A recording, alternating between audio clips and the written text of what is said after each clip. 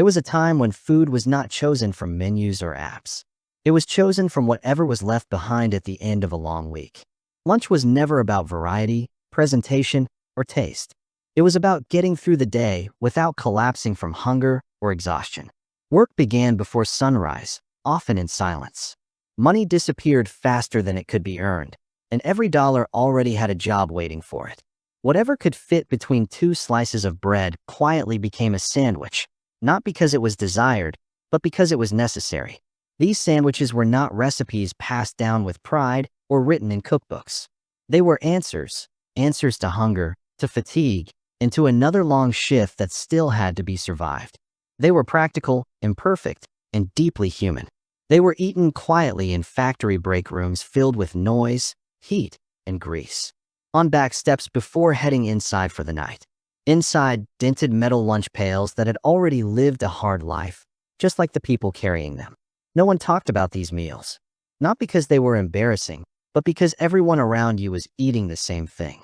These sandwiches were never meant to be remembered, yet they carried families through some of the hardest years America ever faced.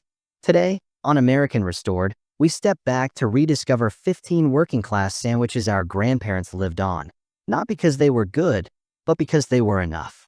1. Lard sandwich. Before butter became affordable, fat itself meant survival. A lard sandwich spread thick on plain bread delivered the calories and energy needed to last a full day of physical labor.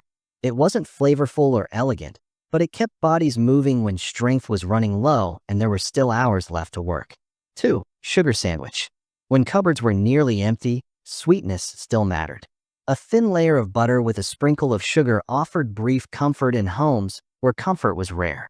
It didn't fill the stomach for long, but it softened a hard morning and made hunger a little quieter. 3. Ketchup sandwich.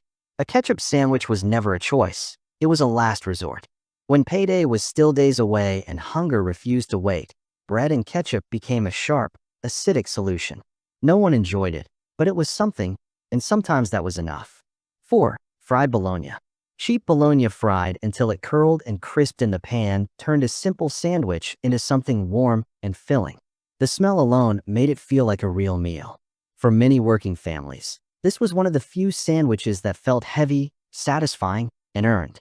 5. Pickle cheese. When meat ran out, creativity stepped in.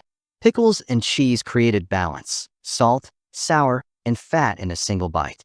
It wasn't fancy, but it felt complete, and it proved that hunger could still be answered with what was on hand. 6. Cold meatloaf. Sunday dinner didn't end on Sunday. Cold slices of meatloaf tucked into bread became a sandwich that carried the taste of home straight into factories and job sites. It reminded workers what they were working for, even on the longest days. 7. Peanut pickle. Strange to outsiders, but normal to those who lived it. Peanut butter and pickles offered protein, salt, and crunch. Hunger doesn't care how a sandwich sounds. It only cares that it's quieted long enough to keep going. 8. Tomato mayo. This sandwich only appeared when gardens allowed it. Fresh tomatoes, a little mayonnaise, and salt created a rare moment of abundance. For a short summer season, food felt generous again, even if only briefly. 9. Mustard sandwich. This sandwich was not eaten proudly. Mustard on bread existed only when nothing else did. Sharp, burning, and humbling, it reminded people how thin the line was between having enough and having nothing. 10. Butter radish. Pulled straight from the ground in early spring, radishes with butter and bread formed a simple sandwich that meant winter was finally loosening its grip. It was food, but it was also hope, proof that things were growing again. 11. Onion sandwich. Strong, sharp, and impossible to forget. Onion sandwiches were cheap, nutritious, and eaten without complaint by men who worked with their hands all day. They fueled bodies already pushed to their limits. 12. Gravy sandwich. Sunday's flavor stretched forward into the workweek. Gravy soaked into bread became a sandwich that delivered warmth and memory during cold lunch breaks. It tasted like home, even when far from it. 13. Spam sandwich. Canned meat fed families during war and rationing. Fried until salty and crisp, Spam sandwiches were dependable and never wasted. They became staples not because they were loved, but because they lasted. 14. Deviled spread. Always spread thin and never generous. Deviled ham sandwiches were carefully measured so each could last another day or two. Waste was not an option when every meal mattered. 15. Potted meat. The sandwich no one talked about. Cheap protein when all other options were gone. No disguise, no pride, just survival between two slices of bread. Final thoughts. These sandwiches were not traditions. They were solutions. They kept parents standing when exhaustion tried to knock them down. They kept children fed when cupboards were nearly empty.